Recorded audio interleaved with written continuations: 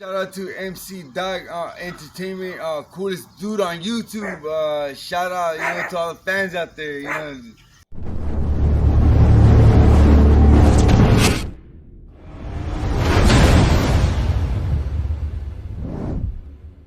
What's poppin', y'all? This your boy MC Doc, your coolest dude on YouTube. That's 50G for 53. What's cracking with it? You know what I'm saying? Hey, man, today is hump day. So hump day is just like, you know what I'm saying, we just doing a variety of whatever we think about today. You know what I'm saying? It's just throwing them out there, whatever it is. As long as it, you know what I'm saying, can benefit somebody or, can help somebody out on their end or give somebody like an idea of what they could do to better themselves or however it be. You know what I'm saying? But we're going to play all kind of stuff. This one right here today, this one is about the most dangerous people in the world. You know what I'm saying? Now, that's a lot of people, dangerous people in the world, but they be having weapons and stuff. So this dude right here look like he dangerous already. You know what I mean? So we finna see what they talking about, man. And y'all hanging with me right now today. So we finna come, like I said, with a variety of different videos, different genres, different, everything. A variety of different reactions, put it like that. So without no further ado, I'm finna do what I do. Ain't no coffee today, dog. Drinking on that Red Bull today. It sparks my electrolytes. Feel me? So I'm finna light this up. And what we about to do, man, we finna get into what we normally used to do. What I want y'all to do. First of all, subscribe, like, share, click the notification button. You know what I mean? And that's all we want you to do. That's all we require from you to do, man. When y'all watch these videos, it's like 3 to 4 minute videos or 5-minute videos. All it takes is like a split second to click the subscribe button. So we finna get it in, man, with the coolest dude on YouTube. That's 50G for 53. Huh?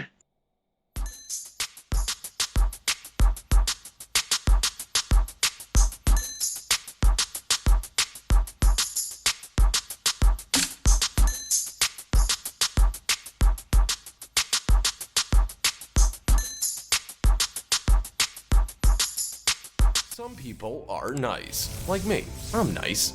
I swear, I didn't mean to kick that dog. Sam Soleimani has been killed. But other people? They're scary. They're not safe to be around. They demonic and they the devil's kids on earth. You know what I'm saying? So we gotta avoid that and bob and weave them. You know what I'm saying? All the God's children. Let's go.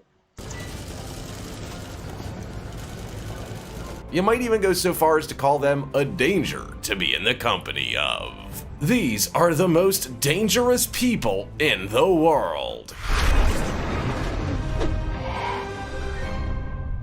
Number 15.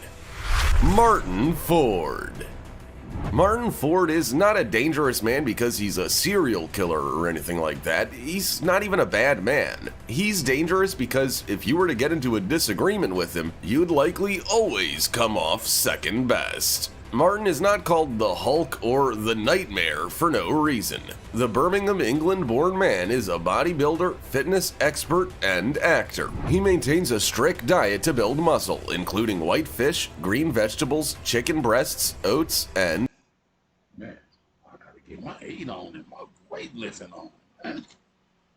That nigga wrist is bigger than my whole muscle. That's crazy.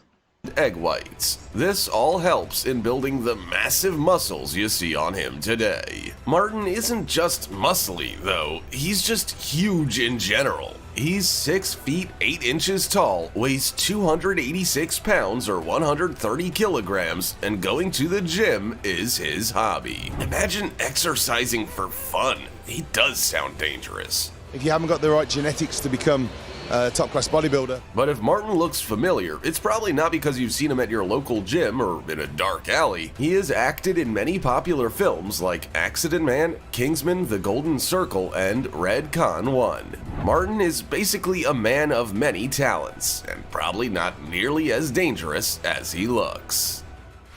Like this video, smash the subscribe button and click the notification bell right now, or this centipede will crawl on your face when you're sleeping. Now it's time for the odd topic. There's no denying it, Esteban Carpio is one of the most dangerous men in the world. Born in 1978 in Massachusetts, he's currently locked up for taking the life of police detective Sergeant James L. Allen. He's serving life without parole. But that's only the tip of the iceberg when it comes to this guy. He also took the life of an innocent 85-year-old woman. It was actually when he was...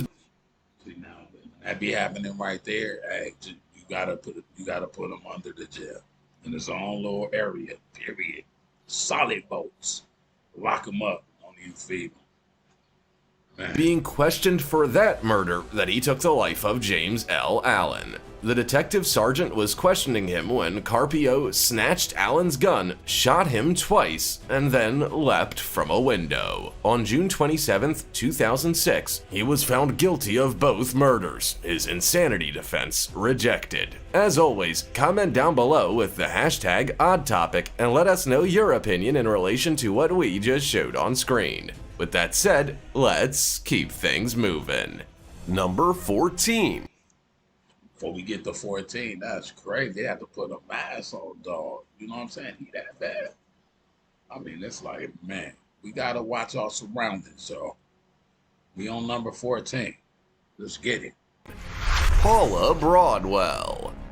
Ask the monthly American magazine called WIRED, and they would tell you that Paula Broadwell is one of the 15 most dangerous people in the world. They said as much in an article back in 2012. Wow. Has put duty on our country and his service to the nation above his family? We think that's a little harsh, but we'll explain why they believe that's true. You'll soon form your own opinion and probably come to the conclusion that it's not all that accurate. They said she managed to bring down a CIA director, stall a top general's career, and send several federal agencies into a frenzy. When you hear that, you probably think she pushed a big red button of some importance. But all she did was have an extramarital affair with a retired 4-star general, David Petraeus, who was the director of the Central Intelligence Agency. She co-authored his biography, All In, The Education of General David Petraeus, at the time that he was the International Security Assistance Force Commander. The FBI then discovered that she was having an affair with him, and he resigned as the CIA director when it all came to light. So she's being called dangerous because she managed to bring someone with a high ranking to their knees, but if I'm not mistaken, it takes two to tango, am I right? They could have put something else in the place of that right there. You know what I'm saying? I thought it was like super dangerous what she did. That wasn't that dangerous. All right, let's get it in, man. Come on, number 13. Number 13. Cody Wilson. Cody Wilson looks like an everyday guy, and he is an everyday guy. That's what makes him quite dangerous. This one ordinary man has the potential to turn gun control on its head, and we don't think that's a good thing. He's responsible for manufacturing the very first functional 3D printed firearm, and it's a firearm you don't have to register while still operating within the guidelines of the law. That could spell disaster for gun law advocates and just everyday people who, don't want to get shot. He and 8 contractors work at 12 stations assembling all the hardware like chip guards, couplings, bearings, and ball screw blocks. Our first really successful step from our first test. He buys stocks, sights, and barrels online, but he creates the rest of the gun pieces with computer-aided design and 3D printing. Now that's dangerous. Cody manages to exploit the law that states if the lower receiver is 80% complete when somebody acquires it, they can make the last cuts, attach it to other parts that they have purchased, and have an unlicensed gun. Now that is dangerous. The worst part? He has sold thousands of them. Number 12. Nikola Basilet.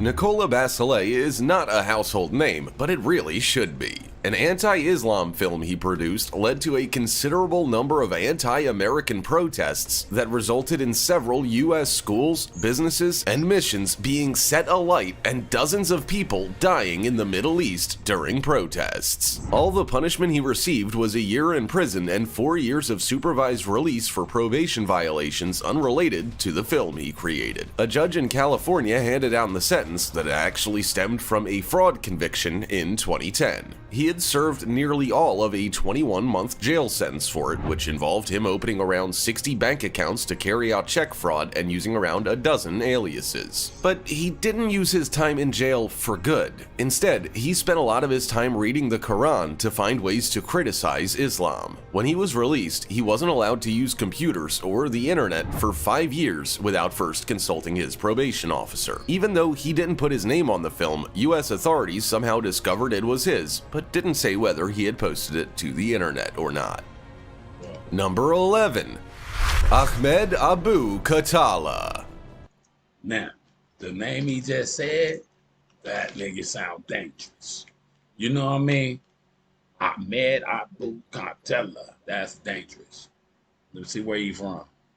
In 2014, one of the most dangerous men, Ahmed Abu Khattala, was captured and taken into custody after a successful secret US military raid in Libya. Ahmed is the suspected ringleader of the 2012 raid on a US diplomatic post in Benghazi, Libya, which resulted in the deaths of 4 Americans, including US Ambassador Chris Stevens. The operation went off without a hitch, and Ahmed was taken to a secure location outside of the country. At the time, President Barack Obama had said that when Americans are attacked, no matter how long it takes, they will find those responsible and bring them to justice. And they did. So what makes Ahmed Abu Khattala so dangerous? Well, from the outside, it doesn't look like he is. He's a native Benghazi resident from eastern Libya and is a construction worker. However, he spent a long time in the notorious Abu Salim prison and founded a small militia during the anti-Gaddafi uprising. Even though he denies links to Al-Qaeda, he admires it. He also denied being involved in the US embassy attack, but eyewitnesses placed him there. According to the US State Department, he's also a senior leader in Ansar al-Sharia, which is an Islamist group.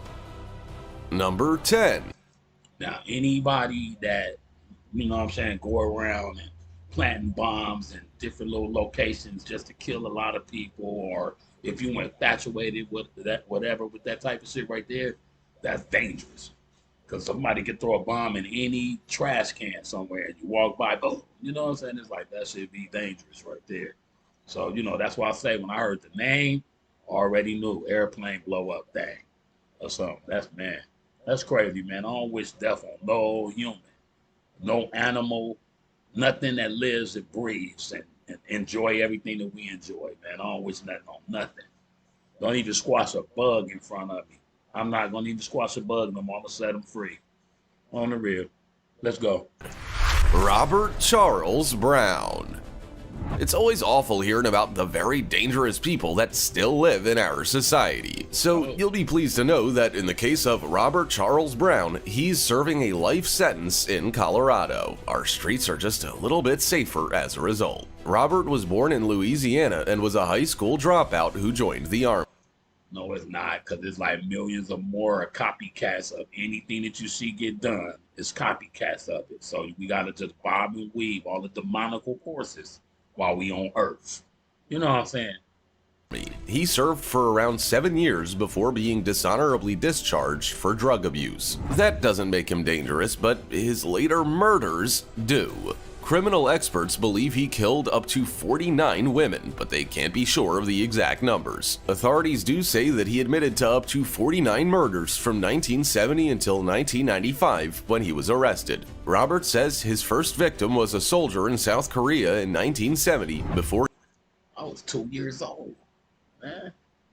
He went on to murder 7 people in Texas, 17 in Louisiana, 9 in Colorado, 3 in Mississippi, 2 each in New Mexico, Oklahoma, and California, 5 in Arkansas, and 1 in Washington State. If he is to be believed, he would be one of the most prolific serial killers in US history. However, his arrest was only for the murder of Heather Dawn Church in 1991. In 2006, he then pleaded guilty to the murder of Rosia Del Piar Sperry. Number 9. All right, see that? So that means that a lot of those unsolved murders or whatever, it's like that dude was just still on Earth, still continuing to commit them same type of crimes all across the United States. And that's what be happening. You know what I'm saying? They don't get caught. So it's like they still be living within the society, and that's why people come up missing and all that. We got too many murderers on the road, y'all. Hey, I'm telling you, man, we need some prayers, some healings around here. Let's get it. And Mogilevich.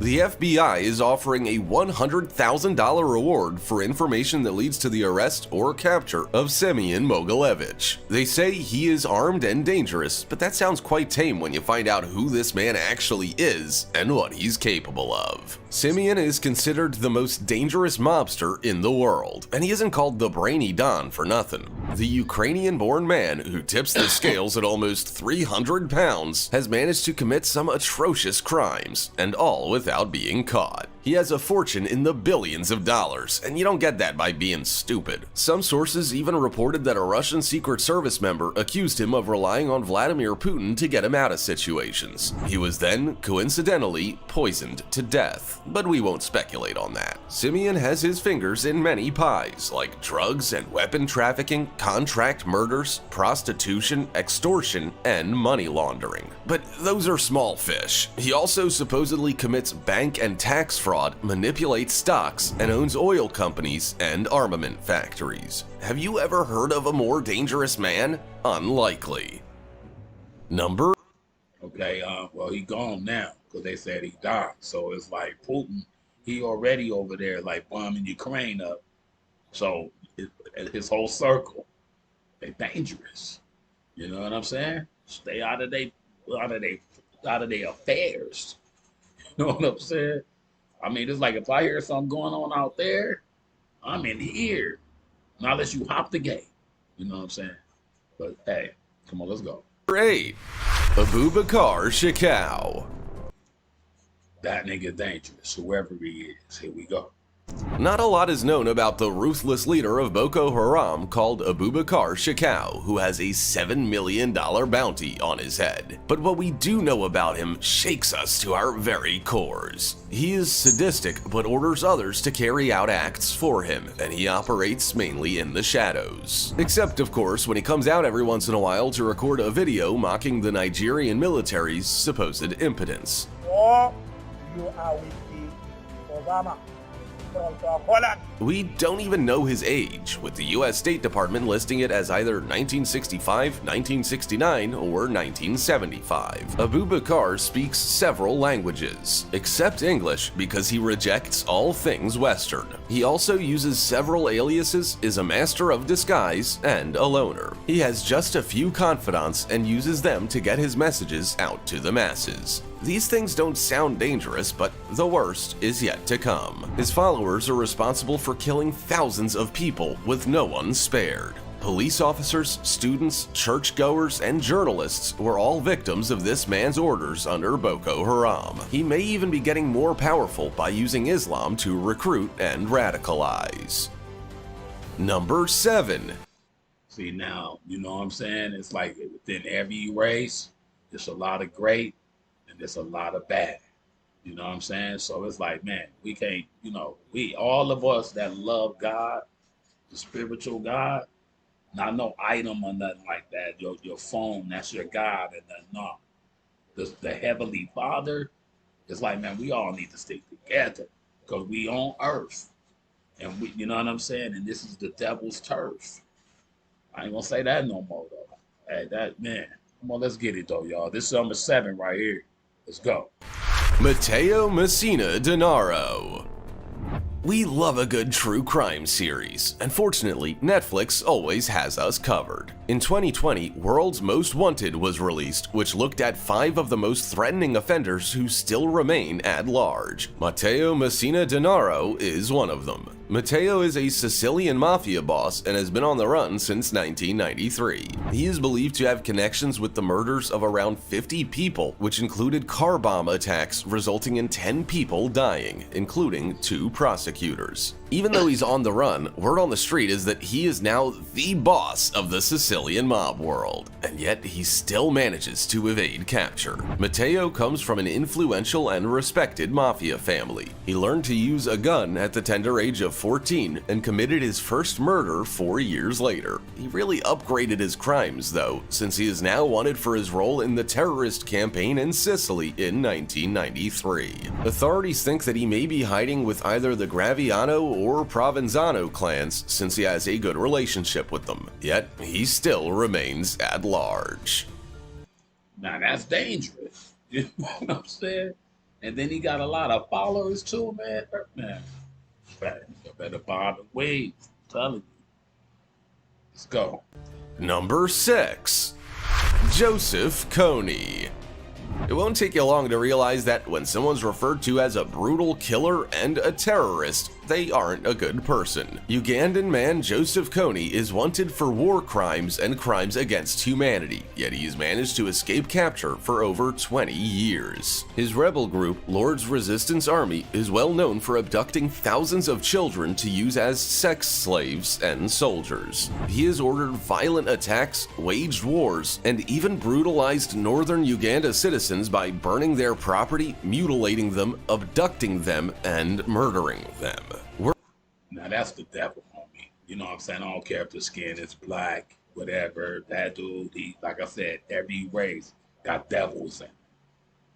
Word on the street is that he's even captured women to become his wives. He has a number of children, and 2 of them, Ali and Salim, were sanctioned by the United States for their alleged role in LRA activities. Joseph describes himself as a freedom fighter, but has been responsible for thousands of deaths. He said it was necessary to kill his own people because, in his view, they had failed to support his cause. When he was interviewed in 2006 at his jungle base, he asserted that he was not the monster he was portrayed to be. Number 5. Ismail El Mayo Zambada. Another person to appear on Netflix's World's Most Wanted documentary is Ismail El Mayo Zambada. Ismail is a Mexican kingpin and the leader of the Sinaloa cartel, which is perhaps one of the most powerful drug trafficking organizations in the United States and maybe even the world. Before he came to be the leader of the entire cartel, after 2 other significant players ended up dead and in jail, Ismail was responsible for overseeing trafficking of heroin and cocaine into U.S. cities by narco submarine, jet, ship, and train. He's accused of being a major stakeholder in such operations, which provide around $11 billion in earnings every year. Even though the FBI believes he's responsible for a range of crimes, he still hasn't been caught. He has kept a low profile all these years, but some people believe he might be hiding in the mountains of the Sinaloa region of Mexico. When interviewed in 2010, he said he'd consider suicide to avoid going to jail, even though he's unsure whether he'd have the courage to take his own life. He got some cheese wherever he at. He got his bag big. Number 4. Omar Hassan Al-Bashir. That's dangerous. That name. I mean, let's see. In 2019, Sudan commenced investigations committed in the region of Darfur by members of the ousted former president Omar al-Bashir's regime. According to the United Nations, in conflicts between ethnic minority rebels and pro-government forces, around 300,000 people died, and about 2.5 million were displaced. When prosecutor Tagal Sir El-Habar arrived in Khartoum, he said they had launched an investigation into the crimes committed in Darfur from 2003, which were cases against the former regime officials tied to Omar Hassan al-Bashir. The International Criminal Court seeks him for his role in the conflicts. In 2009 and 2010, warrants for his arrest were ordered, relating to charges of war crimes, crimes against humanity, and genocide. The new transitional government in Sudan that came to power after protest movements toppled Omar said they wanted to establish peace in the areas affected by conflict. For the first of several cases against him, Omar was sentenced to 2 years detention for corruption. He was also being investigated for the 1989 coup that brought him to power in the first place. This unfolding story is definitely one to keep an eye on. I like the fact that, got some, of our people that's organized and little different stuff, as long as they're not doing no demonic things, I'm with the unity in the community. But I'm saying I'm against the evil though. You know what I'm saying?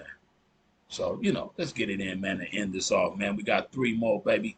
Crazy, the most dangerous people in the world, man.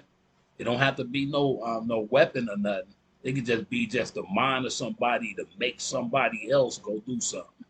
And a lot of other people could die from that. That's crazy. That's dangerous.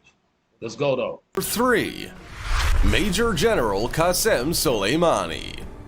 A man that former President Donald Trump said was indirectly and directly responsible for millions of people's deaths is definitely someone you would describe as dangerous. Major General Qasem Soleimani, the most powerful military commander in Iraq, was killed at Baghdad airport in a strike that Donald Trump had ordered. Under Qasem Soleimani's leadership, pro-Iranian militant groups had expanded their presence in Syria and Iran. He was also described as the second most powerful figure in Iran, but also as a terrorist by the US, since they had been responsible for the deaths of hundreds of US personnel. Once Qasem was killed, Donald Trump tweeted to say that Qasem had killed or badly wounded thousands of Americans and was plotting to kill many more. Qasem Soleimani has been killed. He also said that he should have been taken out many years ago, and that while Iran will never properly admit it, Qasem was both hated and feared. The Pentagon released a more eloquent statement that said that the strike aimed to deter future Iranian attack plans, since Qasem had been developing strategies to attack American diplomats and service members in Iraq. Number 2. And I'm from the United States. I was born here. So I look at it like anybody that, you know, like try to like persecute and go against us. And, you know, I'm with the people over here. I'm talking about everybody. So whenever it's a United States thing against whoever, you know, that's when you put your army gear on, even if you're a civilian. You know what I mean? Hey, but that's dangerous, man. You got people in the world that's like that, though. But over here, we different. Let's go. Ibrahim Al-Assiri. Ibrahim Al-Assiri, who also goes by the alias Abu Saleh, is a very wanted man. According to authorities, he made bombs that have been used in several high-profile operations in the Arabian Peninsula by Al-Qaeda since 2009. He supposedly built the device that his little brother used in an assassination attempt on a deputy interior minister in Saudi Arabia, along with an underwear bomb a Nigerian man tried to detonate on a plane over the United States on Christmas Day. That's why I'm scared of planes. Some sources say that bombs found in packages on planes in the UK and Dubai were also of Ibrahim's making. They all had one thing in common: a potent explosive called pentaerythritol tetranitrate. But he didn't stop there. In 2012, Ibrahim was believed to have built an improved version of his previous failed underwear bomb for a Saudi-recruited double agent on a US-bound flight. Bombs are clearly his talent, but he has others which make him incredibly dangerous. He is an expert in making poison and is also well versed in martial arts. According to a BBC article, Ibrahim may be hiding in the mountainous governorates of Marib and Shabwa with the former aide of Osama bin Laden. Number 1. Let's go. Mokhtar Mokhtar. That's dangerous. Mokhtar Mokhtar was a former Al-Qaeda senior figure who left to form his own militia. He is responsible for the 2013 attack on the In Amenas gas plant in Algeria, where he took 800 people hostage and killed 40. Most of those 40 were foreigners, with 3 from America and 6 Britons. The only thing I like is he was able to like build his little army of what, you know, not to do nothing evil or wrong.